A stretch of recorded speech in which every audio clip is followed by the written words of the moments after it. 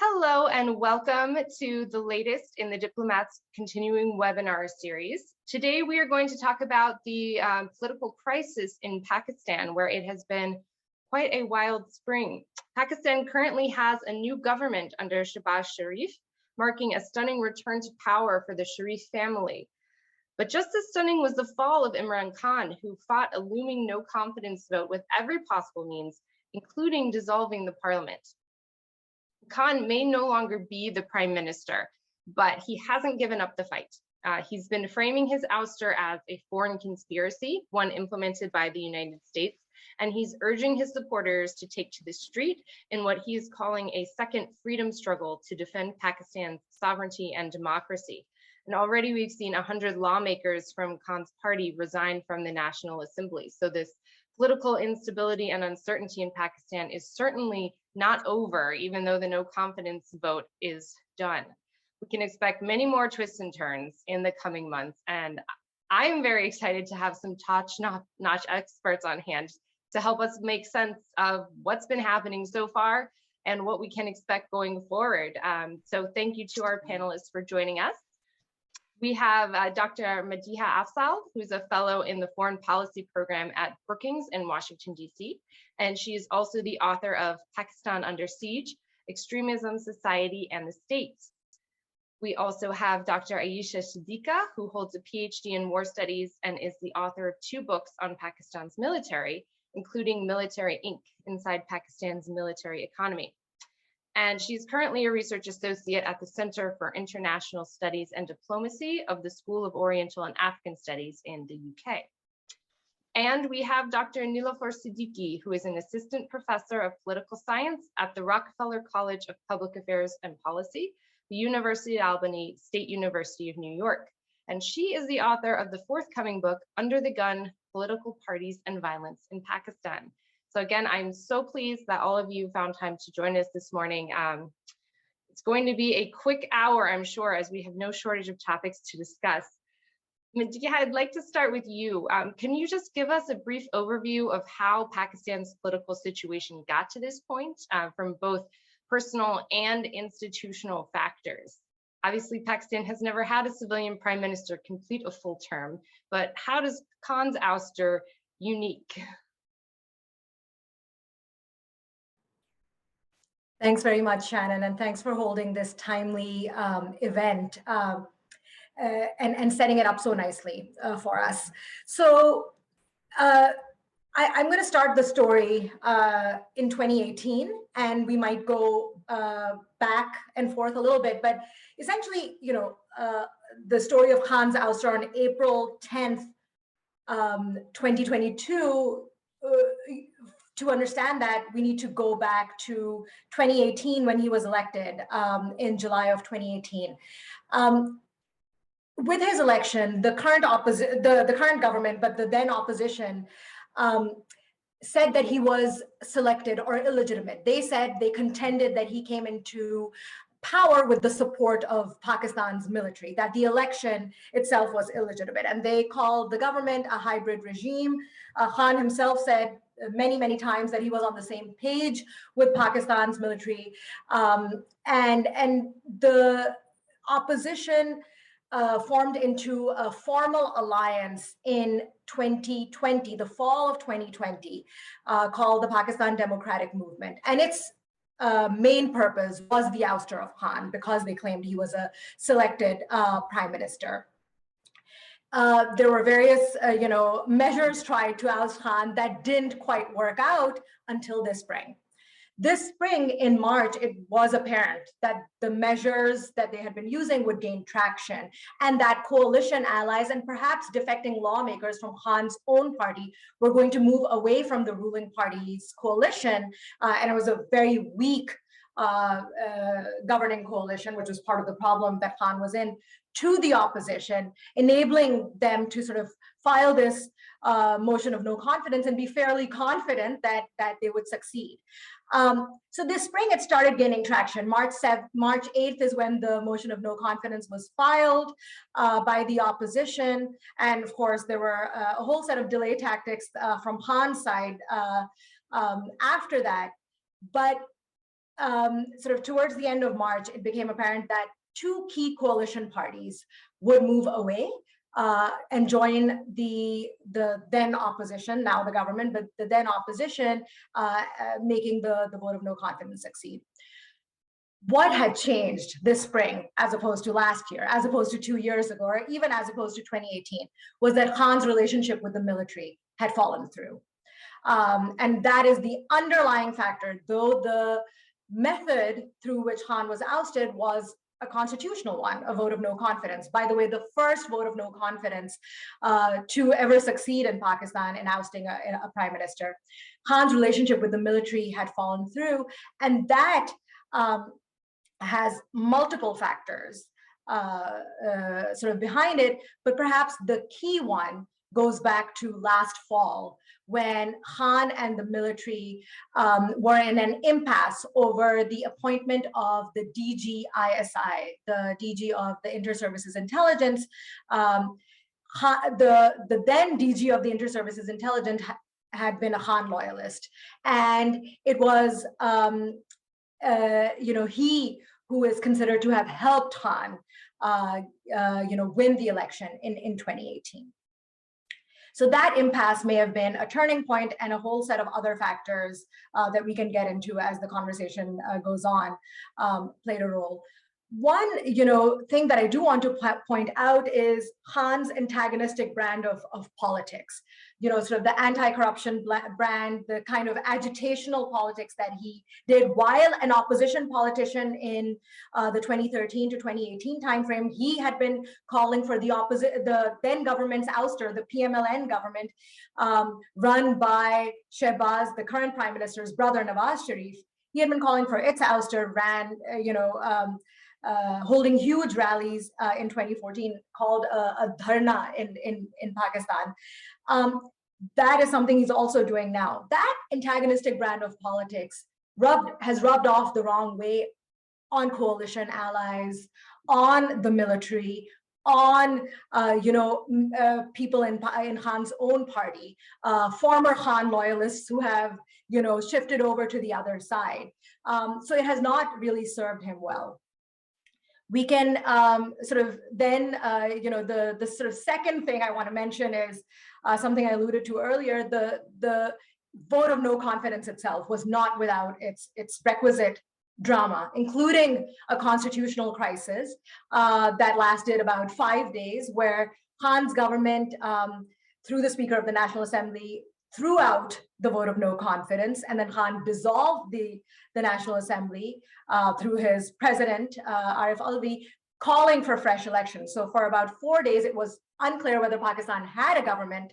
The Supreme Court ruled against Khan and said, the vote of no confidence had to take place.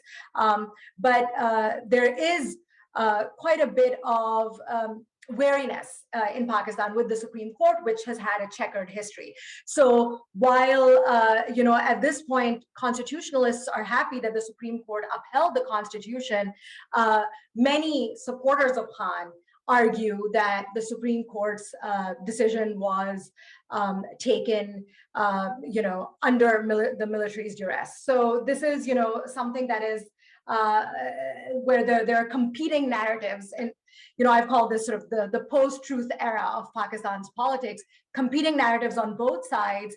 It's clear the Constitution was upheld here, but it's not something Khan supporters believe, because that's not the narrative that Khan is telling them. So this comes to sort of my third point about what's happening now. Pakistan, as you said, has a new government led by Shehbaz Sharif, who's the brother of former Prime Minister Nawaz Sharif. Nawaz Sharif was a 3-time former Prime Minister. Shehbaz Sharif was a 3-time former Chief Minister of Punjab, which is Pakistan's largest, most prosperous province.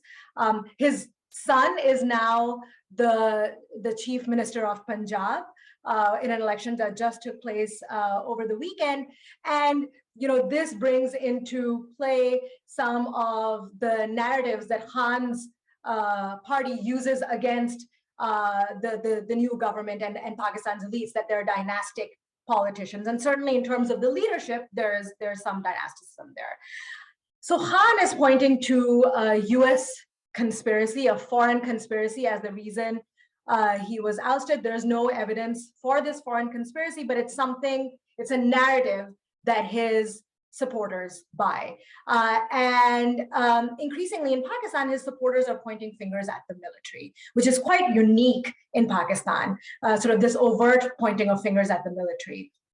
Khan is holding huge rallies in major cities, in Pakistan's major cities, and calling for fresh elections, trying to delegitimize the current government, calling them an imported government or a government of crooks. Sort of that the narrative there is, these people have corruption charges against them, and you've just installed a cabinet. People will, Khan supporters are saying, that has many people with corruption charges against them. So two entirely polarized segments of the population, Khan's party, as you mentioned, the majority of the party's lawmakers have actually resigned from parliament. So they're basically attempting to hobble the current government. The current government has a period of 1 year as a maximum of a runway up to the next election.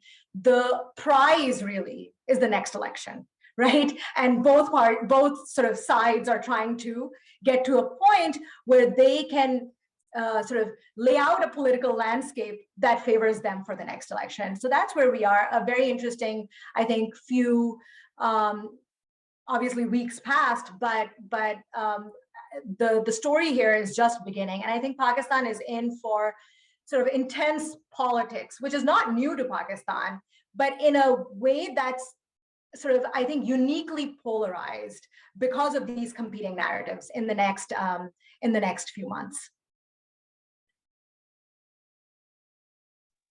Thank you, Madiha. You packed quite a lot of complicated history into your short presentation. I appreciate it. As you outlined, Khan's soured relation with the military is seen as a key factor in his actual ouster. So Aisha, you have written extensively on Pakistan's military and their role in the country. So I would love to hear you talk about the role of the military in the crisis. And I'm also curious to hear your thoughts on some of the diplomatic implications. For example, the future of Pakistan-US relations after Khan's very public allegations that the US was ousting him in a coup. Right. Firstly, thanks for inviting to this panel. Great opportunity to discuss Pakistan's politics. I will kind of start from where Madiha kind of left. She's very nicely laid out the background of the crisis. I thought I'd focus on one thing mainly, which is the area that I work on, which is military-Khan relations, military-Shehbaz Sharif relations. So the past and future of military and its impact, relationship and its impact on both civil-military relations and Pakistan's politics in general, and including and foreign policy, of course.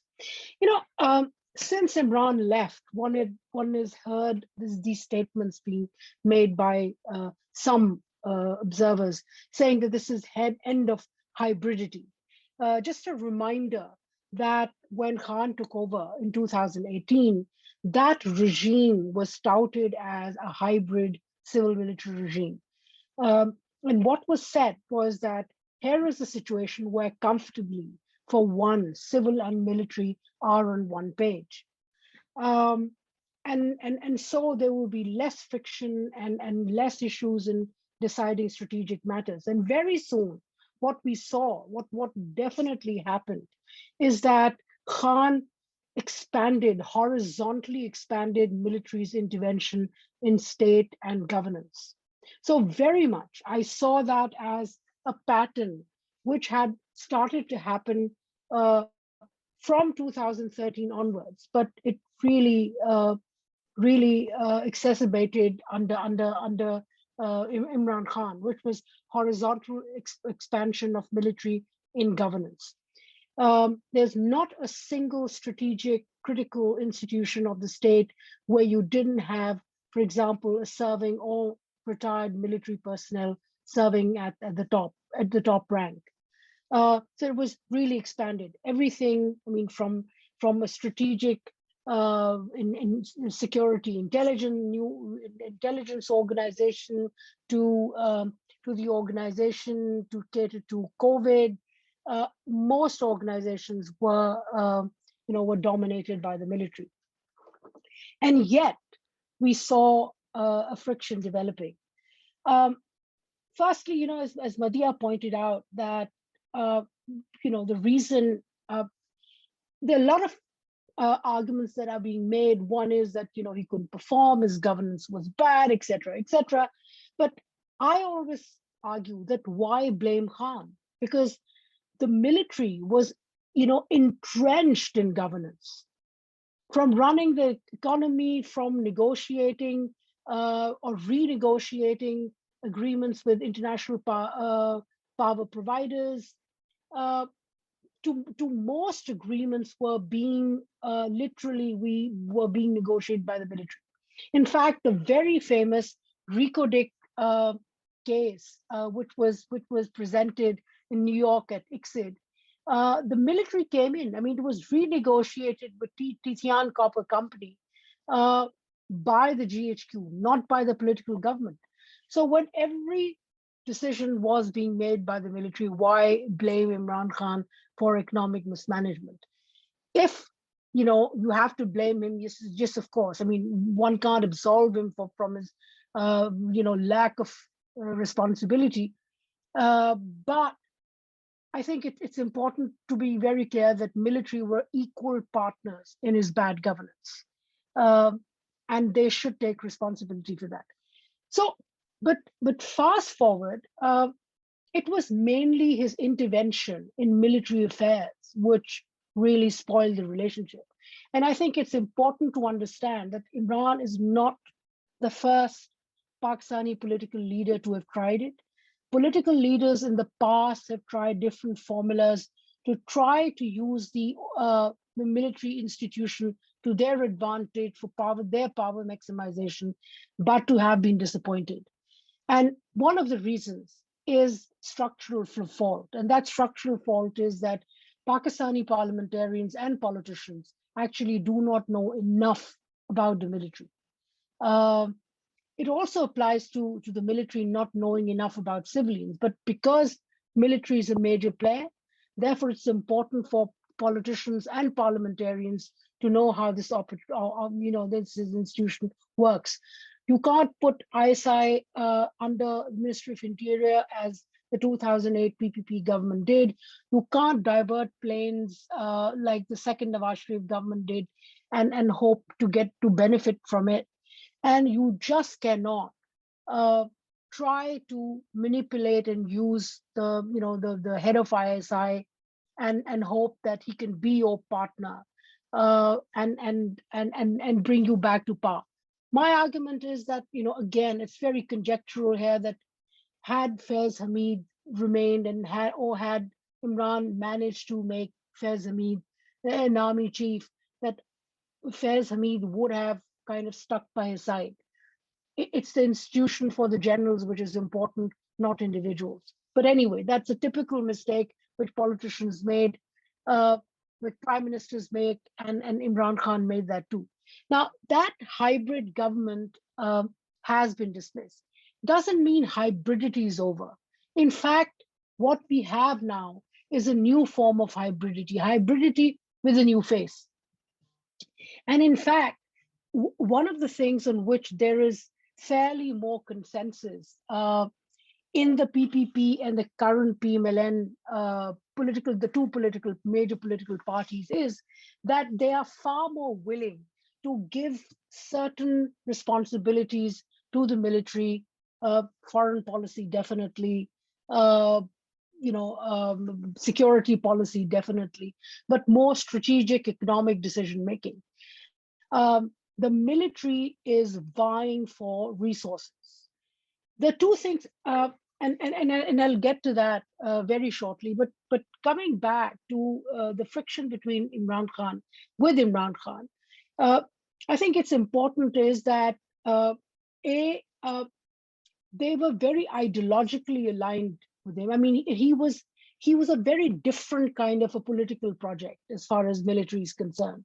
They were ideologically inclined. There was a belief that he offered something more than traditional politicians. And he was very much, I mean, military is as a bloc represents the middle class. And Imran Khan is a failed middle class project, which hangs somewhere in the balance. It's still there. It's not been entirely disowned. And this is where I think a problem for the future government also lies. Now, it's very interesting if you compare governments, you will see that in the past, when prime ministers were pushed out, there was so much, there was a furor of propaganda, of narrative building, very hurried negative narrative building against them, which one has not seen in this case. There is narrative building, but gentler narrative building. And so there is what I see a slight laziness, both at the side of the politicians and also at the side of the military. Having abandoned him, having realized that he's costly for them. I mean, Pakistan military, one must never forget, is a political army. And because it is political, therefore it severely needs public legitimacy, political legitimacy. It doesn't contest elections, but legitimacy is very important for it. And so Khan had become expensive for them, but also the friction he had created made him less legitimate and more costly for the military. Now, the transformation, what he's successfully also done, and what is the problem of this middle class, this ideologically aligned project, is that not everyone from the larger military fraternity has disinvested from Khan. This is important. I mean, you have services, you have the Air Force families, you have Army, you have Navy, who are completely committed to Khan. And that is actually bringing a bad light on the Army Chief, Bajwa. The criticism, I mean, the public criticism that we see from PTI circles is on the army via General Bajwa, that is the Army Chief. And he's trying to correct it. But on both sides, on the side of the politicians and on the side of the military, I see a bit of a laziness. They're not fast in bringing him down. It has to be done, much more hurriedly. As far as the new government, political government is concerned, and this is where I'll wrap up my final point, there I also see that laziness. It took them 2 weeks to make a cabinet. They've gone towards lazy politics. For example, Shehbaz Sharif, PMLN is definitely a popular political party, but the choice of making the father the prime minister and the son the chief minister, this is what I call lazy politics, which is bound to kind of feed into Imran Khan's narrative, if nothing else. And the biggest sword hanging on this political government is economic turnaround. Is it possible to, and there are two problems here. One is immediate financial injection. Can it happen without foreign help?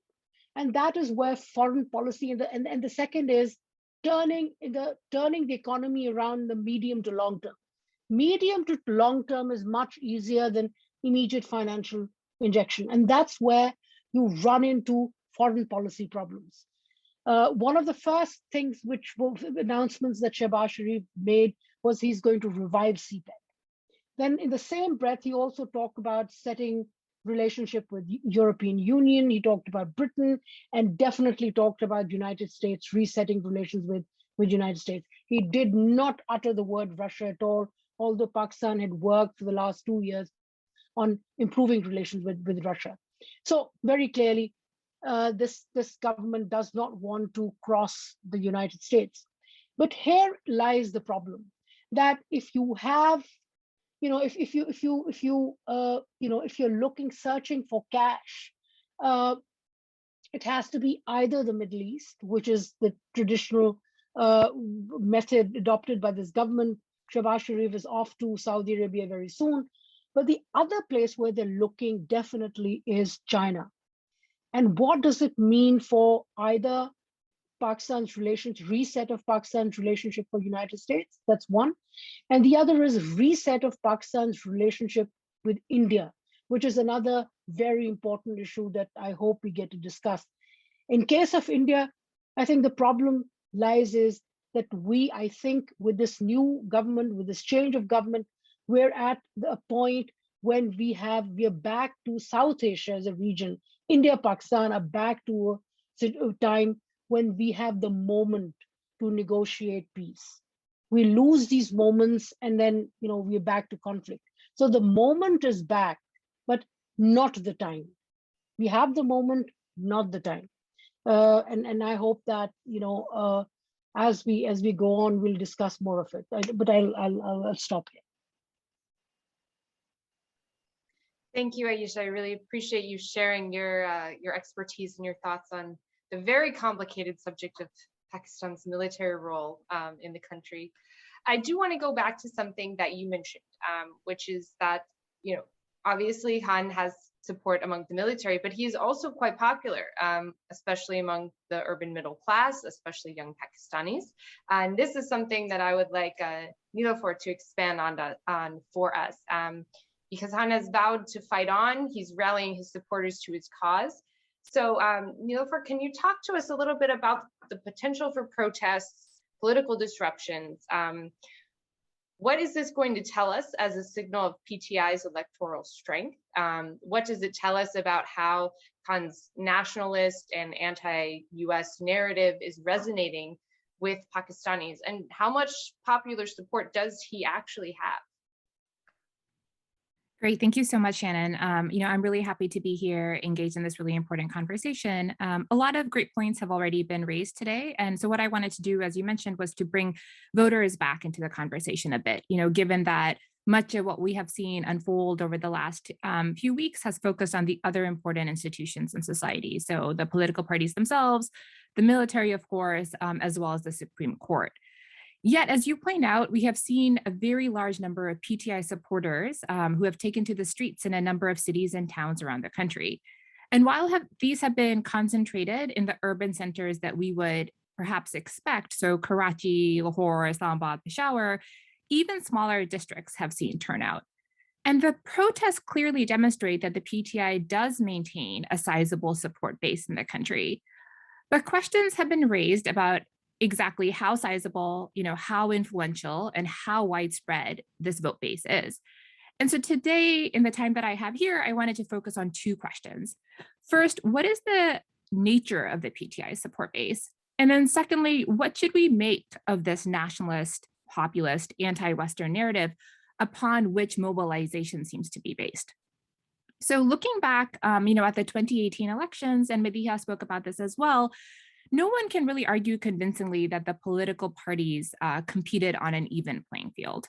So we can debate the extent to which the elections were manipulated or rigged, but it is clear that at the very least, certain parties were disadvantaged and that pressure was placed on local elites, otherwise known as electables, to switch parties. But even as we acknowledge the role that the military likely played in this context, it's important to note that the PTI showed that it was a very viable option to the Pakistan People's Party, the PPP, and the Pakistan Muslim League Nawaz, PMLN, which have long dominated civilian politics in much of the country. And it also presented what some analysts at the time called a post-ethnic option in, the ethnically divided city of Karachi. So it certainly did bring a lot of hope to a previously unmobilized segment of society. And there's been a lot of focus on, the PTI's youth vote or its urban vote. But according to Gallup Pakistan's exit poll data from 2018, the PTI voter was not actually that different from the average voter in the country. So the voter was somewhat younger and urban, but not by much. And it was somewhat more educated and wealthier, but again, not by much. And so I think what we saw were really two simultaneous trends occurring. One involved this group of more urban, more educated people who were mobilized primarily by PTI's anti-corruption and anti-Western narrative. But the second was a continuation of the old politics of Purana Pakistan, of old Pakistan, with electable switching parties from the PMLN or PPP to the PTI and bringing their vote bank with them. And this continued the patron-client politics with which, Pakistan scholars are so familiar. And this is perhaps best demonstrated by the fact that the PTI did not achieve electoral success until it adopted these strategies of other weakly organized political parties in the country, and specifically when a large number of electables switched allegiances to the PTI. And so while the protests show that many remain mobilized by Imran Khan's populist narrative, and certainly the foreign regime change conspiracy is taking hold among many, I do think it remains an open question as to whether this segment speaks for the Pakistan voter more broadly. So study after study has shown that the majority of voters in Pakistan do not appear to vote for parties on the basis of ideologies or narratives or even programmatic politics. For them, rather, patronage politics remains supreme. And so in a survey that Christopher Clary and I conducted, for example, we found that foreign policy, specifically policy towards India, is the least significant factor among 5 candidate attributes that were tested in determining voting behavior. And of course, to be clear, foreign policy in non-crisis times is likely to be less resonant than during these sorts of polarized moments, but I do expect these trends to generally hold. And my own work on parties and conspiracy theories has shown that voters are more likely to believe conspiracy theories when they're endorsed by their favorite political party. But this result was restricted to urban and high-income individuals, with rural and low-income individuals less moved by these narratives.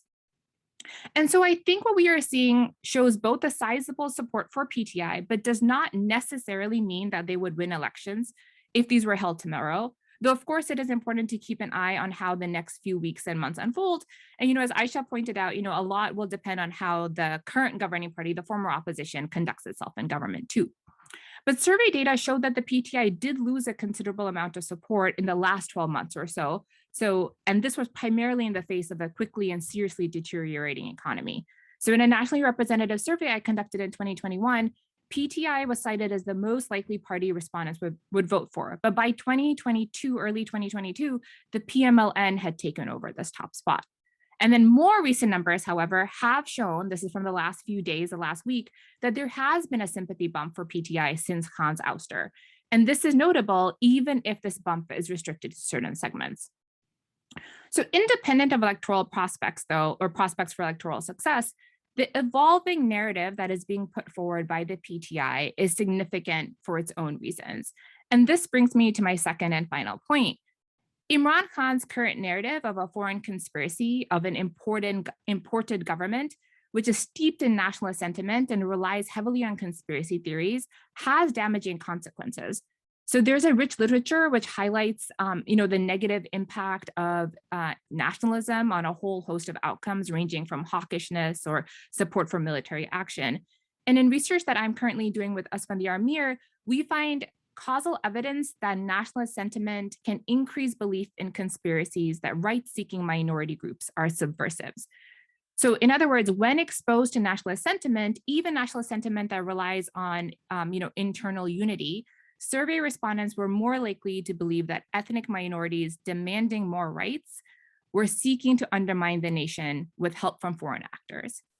And so in a separate survey that we conducted just a few months ago, we further find that nationalist individuals were more likely to believe that minorities and women were already accorded sufficient rights in Pakistan, and that it was the duty of the average Pakistani to present only a positive face of the country abroad. And so all of this means that the narrative that the PTI is relying on has consequences beyond just distrust of the US, and I would wager it doesn't bode well for either women or minority groups in the country. And because this rhetoric is being accompanied in times by an incitement to violence to an already polarized populace, it also doesn't necessarily inspire confidence for when elections are eventually held. And so we may see some civil unrest, and importantly, outcomes of elections are unlikely to be accepted, I think, by large swaths of society when they are held. And so I think, these are important trends for us to keep an eye on as we move forward, but I'll stop here and look forward to questions. Thank you very much, Nilüfer. There's a lot for us to continue to unpack in the Q&A, but I want to jump off of your final point. When people talk about Pakistani politics, the role of religious groups, particularly religious extremist groups or sectarian groups, has a large part of the conversation. So I'm curious to know, we've talked a lot about, popular sentiment and the military, but what about these hardline religious Islamist groups in Pakistan, both, actual political parties, but also more fringe actors that might not necessarily have been mainstreamed into the political system yet? Have they taken sides? Are they supporting Khan, supporting the ouster, or are they largely sitting this one out, just waiting to see how things develop?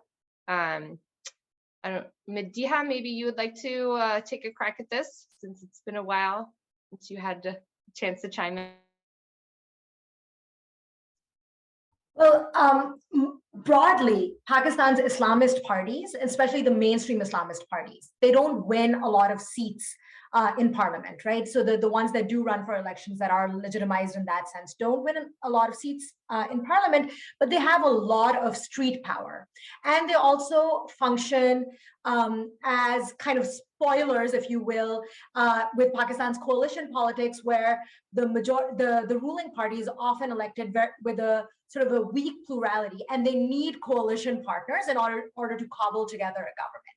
So right now, for instance, Fazlur Rahman was, which sort of the largest Islamist party in Pakistan, sort of mainstream Islamist party.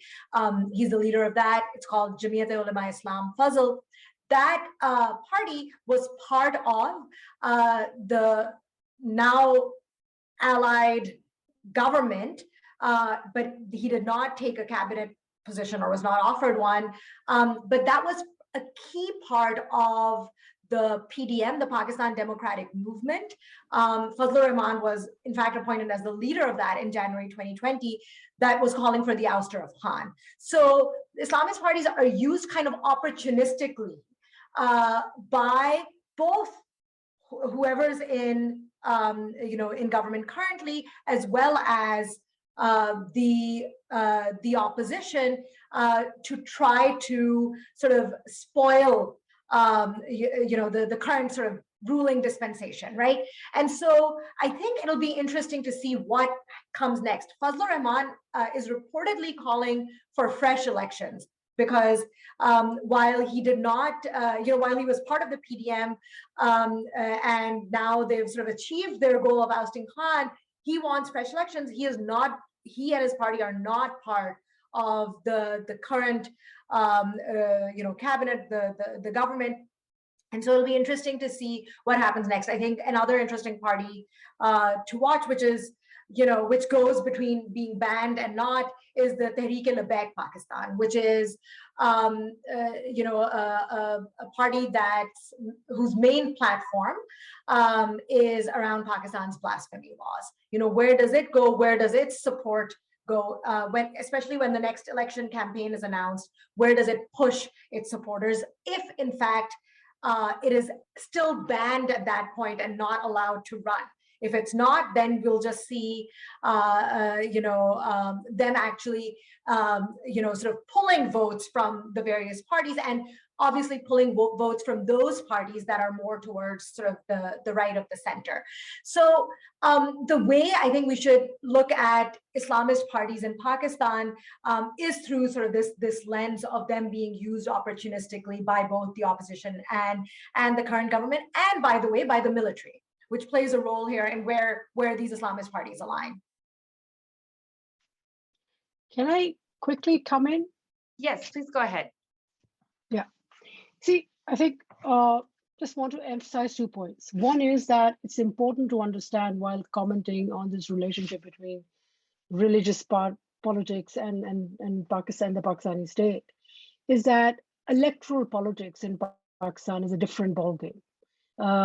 Different from ideological politics, and in some way, I'd categorize in a very crude way. I'd categorize Imran with the religious parties here, because both, and like Jamaat-e-Islami, less so JUIF, which is Maulana Fazlur Rahman, because Maulana Fazlur Rahman is somebody who has done a better mixture of combination of electoral and, I mean, he is something equivalent in some ways, very odd ways, to India's BJP, who can do electoral politics along with ideological politics. Jamaat-e-Islami has never been succeeded in doing that. So in some ways, Imran is also trying to do ideological politics, not necessarily religious ideological, but still much more ideological than the rest of the parties. So I'll put them in one category. And so if they win elections or they don't win elections, that's immaterial. Electoral politics is different, but their popularity on the streets, on the roads is something else. The other point which I want to make is that I think it's important to understand that as far as militants are concerned, and militancy and extremism is another topic that I work on. This is what my third book is aimed at. So the issue here is that there is a policy shift which has happened in Pakistan because of pressures of Financial Action Task Force, etc. So for the first time, what we've seen is that Lashkar-e-Taiba's Hafiz Saeed has been sentenced to 31 years in jail and confiscation of property. Now that is independent of, this control is independent of position that political parties take. Political parties have been more willing to fight extremism. I mean, 1990s, second regime of Nawaz Sharif, they fought. In fact, there was a terror attack on him. He survived, a suicide attack in 1999 before his government was sacked by Sipai Sahaba, a Deobandi terror group, and in fact, the mothership of all Deobandi terror organizations. So what I'm trying to say here is that, yes, there is a more, a more consensus decision here by all parties and the military to push back militancy in Pakistan. Because for Pakistan's economy, Pakistan's growth, what they figured out is that this doesn't work. So this is where militant organizations will stand. As far as TLP is concerned, TLP will remain engaged by state authorities and will be used, because very recently when Khan was talking about, about United States, his conspiracy, there was a very interesting comment by the statement by TLP, Tehreek-e-Labbaik Pakistan Barelvi Religious Group, and they said that they will not allow any harm to come on the Constitution of Pakistan, to the Constitution of Pakistan. Now, how do you interpret that statement? It's not that suddenly they're in love with the Constitution. They're the ones who have been going against the Constitution. The thing is that the anti-America propaganda is their forte. And I don't think they're willing, they're much more organized than Khan's party. They're not willing to share that podium with Imran Khan.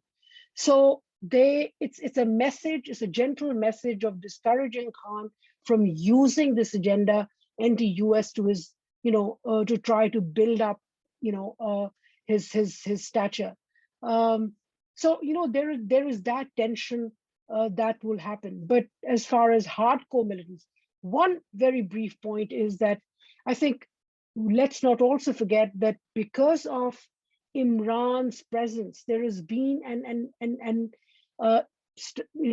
even before that, but mainly because of Imran, Pakistan society has become so polarized that, for example, in Para Chinar, in the tribal areas, for the first time, what we've seen is that sectarian militant parties, for example, the Shia parties, Shias used to vote for the Pakistan People's Party. This time, they have voted for their own party. Similarly, Sipai Sahaba candidates, ASWJ is the new name, they used to vote for, for JUIF.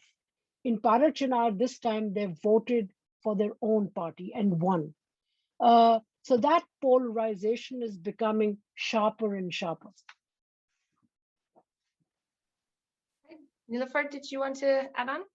Yeah, I can just add very briefly because very comprehensive answers here. But I think one thing that's interesting is, of course, we know people who follow the history of Pakistan know that, religion has been used in various ways, strategically by mainstream political parties, by different actors in society.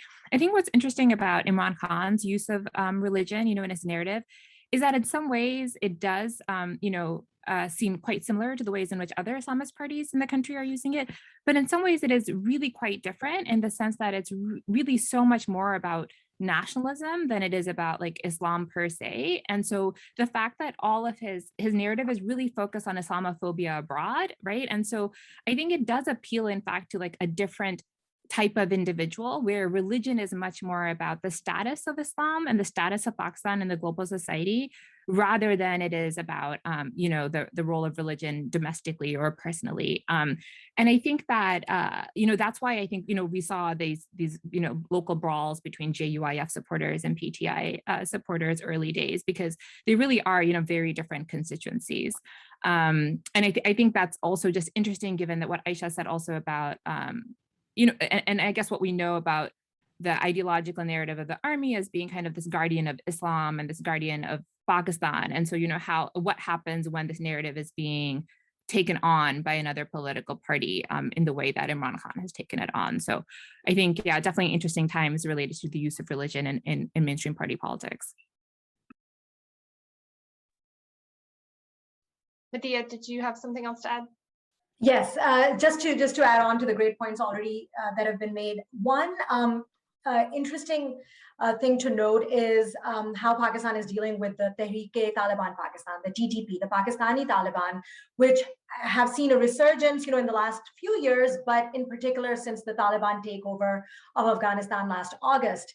And I wrote a piece earlier this year about the Pakistani government's sort of problematic, ambivalent approach to the TTP, sort of oscillating between talks and not, as the TTP stepped up its attacks on security forces since last August. And part of the reason is that the TTP has taken sanctuary in Afghanistan, and of course Pakistan is trying to figure out how to pressure the Afghan Taliban to sort of deal with the TTP and prevent cross-border attacks into Pakistan. So the approach really was, we'll take action against them, no, we'll engage in talks with them, we'll give them amnesty. It just was all over the place. I think we've seen a shift just in the last few weeks. And I think this may have been perhaps one of the points on which there was a wedge between Khan and the army, because the army is the army's officers are the ones being attacked right now by the TTP. And we've seen a shift in recent days saying, look, we're not engaging in talks with them and we'll attack them kinetically. The army spokesperson saying that. So it'll be interesting, to see how that approach changes or sticks in the next months. And one has to go back and look at the PMLN's time in power from 2013 to 2018 and see how they dealt with the TTP, because it was a huge threat then. They started off with talks with the TTP. When they were apparent that they weren't going to work out, at some point, they essentially handed over the reins to the military to engage in an operation against the TTP, which succeeded kinetically in routing them. Extremism remains another issue. Thank you. That's actually a great on-ramp into the next question from our audience, from Tracy Wilson, who asks, does the current political crisis open the door to insurgent groups while the military and the ISI are distracted? Is there an increased risk of terrorist attacks, which, as Medea was noting, had already been on the rise in Pakistan even before this? Aisha, did you want to start us out on this? Yeah. Just very quickly. I'm a bit of a skeptic on this argument that Imran Khan was actually going in a different direction than the GHQ, the army GHQ on foreign policy. The army would really have us believe that, but I'm not sure of that. Imran Khan, whenever he is, it has benefited him. has chosen to support attacks against the Taliban. He had supported General Musharraf's operation against the Taliban. Then he turned around and said, no, we shouldn't be fighting. We shouldn't be sacrificing our own population, and seemingly not supporting any attacks, any military operations against the Taliban. But the fact of the matter is that he has not really taken over or tried to take over the broader strategic policy making, definitely foreign policy making. And I think very carefully, we need to look at the Bajwa Doctrine, which was expressed over and over again very recently. General Bajwa was, I think it was week 10 days ago, he was at the Islamabad policy dialogue in which he announced, I mean, our ears are stuck to his statement in which he said he condemned Russian invasion of Ukraine. And we kind of cut it out of the whole debate, and we're so focused on it that we forget what he was saying in the rest of his speech. His rest of the speech was again reiteration of the points that he has made earlier as part of when the Bajwa Doctrine came out in 2016-17, and what Bajwa Doctrine is famous for is the army's frustration that they continue to do so much, and yet they're being asked to do more. And therefore, this is the time that the world needs to do something for Pakistan. And the same applies here. So just wanted to raise this little point that I don't think that, I mean, on the face of it, Imran Khan was taking, his strategy was more friendlier towards the TTP or the Taliban. But I think it's because largely the military's policy was also supporting Taliban, Taliban in general, definitely not the TTP. Now, Pakistan, the problem is that Pakistan is now stuck with the TTP. It's unable to negotiate with the Taliban over the TTP. There is a friction here. And so what we see is an increase in attacks on military personnel. It's just beginning. I see more violence coming, but definitely, and there is another problem also that we don't hear about, is that there has been an increase in attacks in Balochistan, which are not necessarily related to Afghanistan. I mean, they used to say that it's India, it's India and the Afghan government of Ashraf Ghani, which have come together to train Baloch insurgents in Afghanistan. But now the question is, Ashraf Ghani is no more there. That's a new friendly Taliban government. So what's happening there? So the fact of the matter is that they are from Daesh to Al-Qaeda to TTP, they are, and Taliban, Afghan Taliban, there are several militant organizations which are still running wild between Pakistan and Afghanistan. They're still there. And this is a problem that Pakistan will definitely not be able to fight on its own.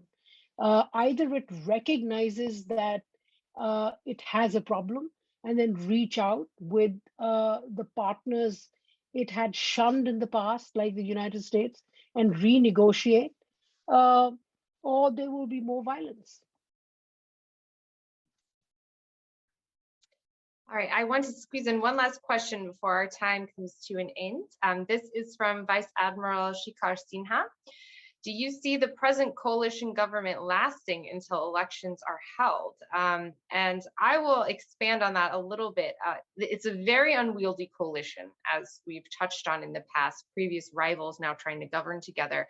Do you think that they can actually govern for however long that Shehbaz Sharif is holding the Prime Minister's office? Who would like to start us out? Niloufar?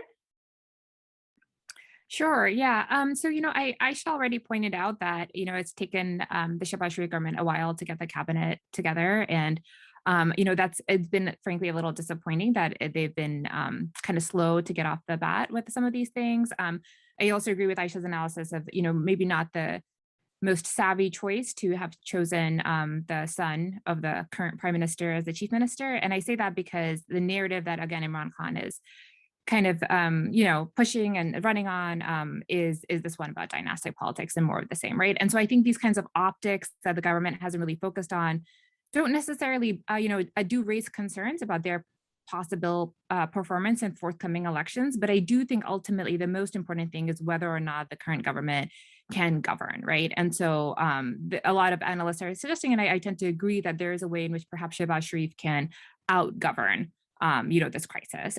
But the economic situation is quite it's quite bad right now. And so I think that some tough decisions need to be taken. I think that those decisions might have short-term success or short-term, pain, but might have, medium-term success. And those will be difficult decisions to take depending on when elections are expected to occur. So definitely some, I think, difficult months ahead for the current government.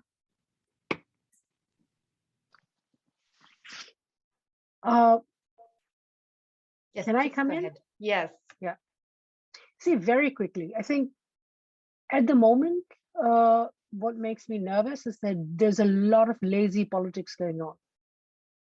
For example, the minute the government came, it tried to attract especially military pensioners, because military pensioners outnumber civilian pensioners in Pakistan. So they increased, the Prime Minister announced an increase of 10% in pensions. Now, and there's a logic of his decision, but the fact is, where is the money to pay? And I think once they took on the burden of ousting Imran Khan, a lot of us argue that they should have allowed him to finish his term and die his own political death. Because this budget, which is going to come in June, will be one of the toughest, the hardest on common man. And so the risk always is that it's going to bite the interim government, the parties involved, rather than Imran Khan. And Imran Khan the threat is always there for him to exploit it. The other thing is, we would like to see military being more proactive in reaching out to the interim government to push him, push Imran Khan back. That needs to happen.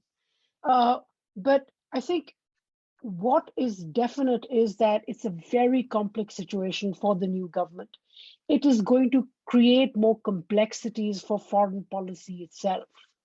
So whoever is the first to come in with some cash, right now, Shehbaz Sharif government, the long term is kind of less worried about, because given some time, given legitimacy of a regime, of a government, they can plan a bit more comfortably. Right now, Pakistan needs about an injection of $6 to $9 billion to even start to breathe. For that, where does he go? And wherever he goes, if it comes from China, is definitely going to determine a lot of other things. So the immediate problem, it can become larger. And I think one thing which is important, which again feeds into my argument, there's a lot of lazy politics going on at the moment. I think they should not expand the interim government. By October, they should be done with new elections, not wait and watch. Because once you have the legitimacy of being re-elected, not being the interim, but being re-elected, then you have better mandate to go and complete whatever you need to do.